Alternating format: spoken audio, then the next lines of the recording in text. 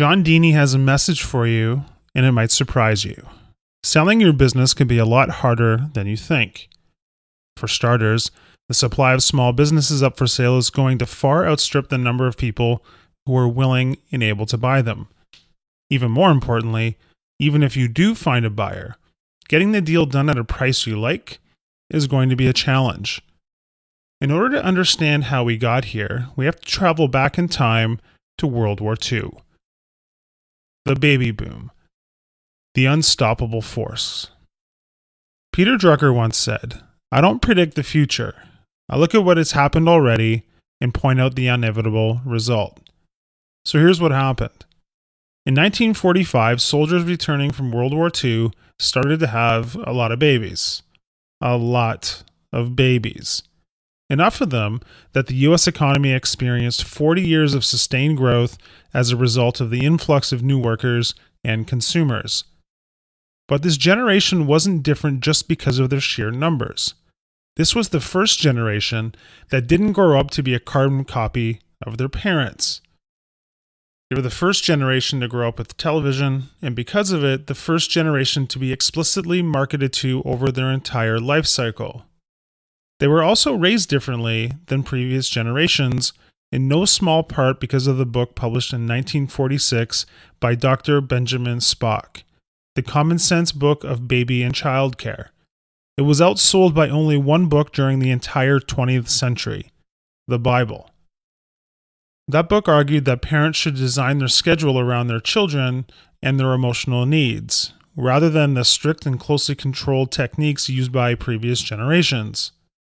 Essentially, boomers became the first generation where the family life revolved around them instead of their parents.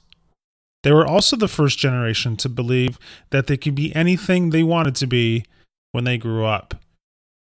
One of the things boomers wanted badly was upward mobility.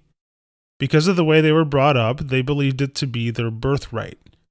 What they did for a living and the material possessions they collected along the way became a strong part of their identity. As these boomers reached their 30s, they started to view entrepreneurship as the only avenue for upward mobility. There just weren't enough high-flying corporate jobs to go around. Boomers create a small business boom. In order to secure their upwardly mobile lifestyle, boomers turned to entrepreneurship. In fact, they formed businesses at a rate never seen before or since. Between the years of 1976 and 1986, the then 30-something boomers stepped up and almost doubled the amount of new business formations, from an annual average of 300,000 previously to an average of over 500,000. To put it in perspective, even though the U.S. population grew from 190 million in the mid-80s to 320 million today, the number of business startups had remained flat since the one-time boomer surge. Two things made it possible for those entrepreneurs to succeed as a group: the outsourcing of family life and franchising. Family life had to be outsourced because entrepreneurs needed to work longer hours, many times stretching into the evenings and weekends, in order to help pay for their upwardly mobile lifestyle. In many cases, both parents adopted that grueling schedule. That required many common chores to be outsourced to third parties. Meals, house cleaning, home repair, gardening, and auto maintenance were all contracted out. The boomers thought that if they could get somebody else to take care of the mundane tasks of daily life, they could truly have it all. That led to the rise of franchising. In return for a little cash up front and the willingness to work hard for long hours, these boomers were promised a viable business. What types of businesses were being franchised? The ones that would do the work that boomers wanted to outsource. In hindsight, the formula was simple. Start with a generation that is 50% larger than the previous one. Put 30% more of that group, women, into the workforce. Have most of the wealth generators extend their average week by another 20%. What do you get? An economy that triples between 1975 and 2005. That rising tide is fine, until those boomers realize that the only way they're going to retire comfortably is to sell their business, and that the people they need to sell them to, Generation X, isn't buying what they are selling. Generation X isn't buying what the boomers are selling. The most likely purchaser of a boomer's owner-operated business is somebody from Generation X. There are two things to address before we move on to what that means. First, there are different sets of buyers for mid-market and large companies depending on the size and profitability of your company. Second, millennials are not good targets for business purchases today. The Great Recession and the debt millennials accumulated in the past decade mean that they won't be a major factor in the acquisition market for at least another 10 years. That will be too late for many of the existing boomers. So if you want to sell your business, step number one is to understand who you are selling to. And Generation Xers couldn't be more different from boomers. For starters, they place greater emphasis on work-life balance. Their work is something they do so that they can enjoy their life. For boomers, their life and their work are often indistinguishable. They also have different life objectives. Personal happiness is their priority, not an upwardly mobile lifestyle. This means that hard work, a requirement in most owner-operated businesses, is in direct conflict with what they value most. And if they don't have what they want, instead of working harder or longer, they turn to easy credit. So living paycheck to paycheck has become the norm. What does this mean for boomers selling their business? In many cases, they will have to become the lender of last resort in order to get a deal done. Then you've got the obvious demographic factors. There are simply more boomer sellers than there are Generation X buyers. In addition, there's the gig economy, which, purpose-built for a generation that values their independence, allows people to cobble together a living without the risks and headaches of owning a business. Everything we've focused on in the summary so far has led us to the following conclusion. Selling your business could be a lot harder than you think. Fortunately, there's a way to greatly increase your chances of transferring a business for the price you want to the buyer you want and in the time frame you choose. It's called exit planning. Exit planning. Winning starts with a plan. Now let's move on to some good news. The good news is that most of the boomer generation is woefully unprepared to sell their business. That means that the ones that are well prepared will be much more likely to find a buyer and get a good price. So let's start out by defining what exit planning really is. Here's the definition that Dini gives us. Exit planning is the process of developing a business owner's strategy for what may be the biggest financial transaction of his or her life. The transfer of the business. That strategy may be a succession to the next generation of family. It could be a sale to employees. It may be a sale to another entrepreneur, competitor, or acquisition by a larger company. In some cases, it might require an orderly dissolution. In every case, it involves tax, legal, financial, operational, and risk management expertise. No one practitioner has all the knowledge required for every aspect of the planning.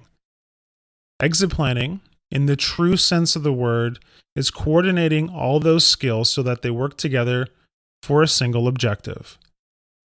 When boomers were the principal buyers, you could contact a business broker and get your business sold fairly quickly and simply. But for all of the reasons we've already reviewed, those days are long gone. These days, selling a business is sort of like building a custom home. You need to hire a general contractor to manage and coordinate all the trades so that the house gets built on time and on budget. In a business sale, an exit planner is your general contractor, and the trades include people like an estate attorney, accountant, business attorney, financial planner, business valuator, and business growth expert. Yes, this really is the good news. The more complicated, time-consuming, and difficult the process is, the less people will actually do it.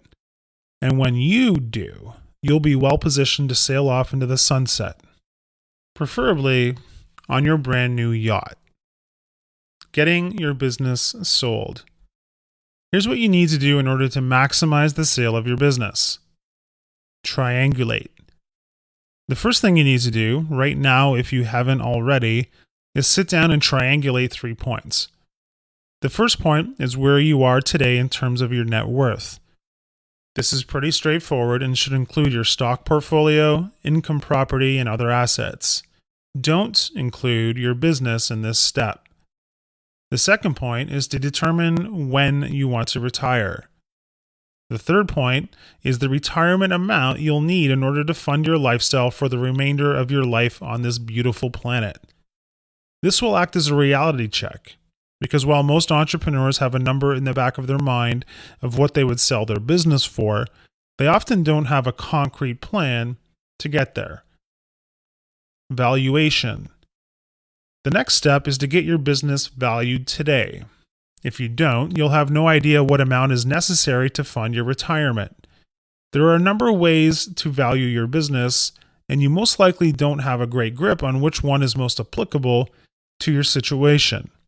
Understanding this now is critical.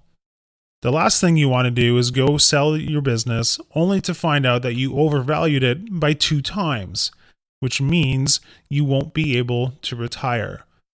That's a mistake that many owners will make, but not those who approach it with solid information. Now you'll know exactly what your shortfall is and the metrics you'll need in order to meet it. Growth strategies. If your business doesn't currently meet your objectives, you may need to grow it.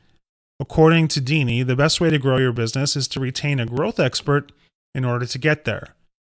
Work with them to systematically grow your business to meet the targets you identified in the previous step. Identify buyers. Once you've hit your growth goals, it's time to identify a buyer. You could sell to somebody in your industry, a professional investor, a strategic buyer, or even sell the company to your employees. There are pros and cons to each, and you should explore each option as part of your due diligence. Pulling the trigger. There are a lot of things you need to consider as you actually complete the sale. How will you transition yourself out of the business? Are there any post-closing issues you'll need to deal with? What confidentiality clauses do you need to be aware of? How do you let your employees, vendors, customer, and lenders know about the sale? So in conclusion, selling your business can be a challenging process, but you can make it easier if you start now. It will likely be the largest financial transaction you ever undertake, and there are many, many considerations that we're not able to cover in this brief summary. If you're serious about eventually selling your business, there are 2 things you should do next. First, go buy a copy of this book. And second, seriously start to think about who you want on your exit planning team. It just might mean the difference between retiring in comfort and having to find a new job. Hi, I'm Rhonda, and this is an exclusive audiobook video recorded for the Audiobook Master channel. Enjoy your audiobook and have fun learning.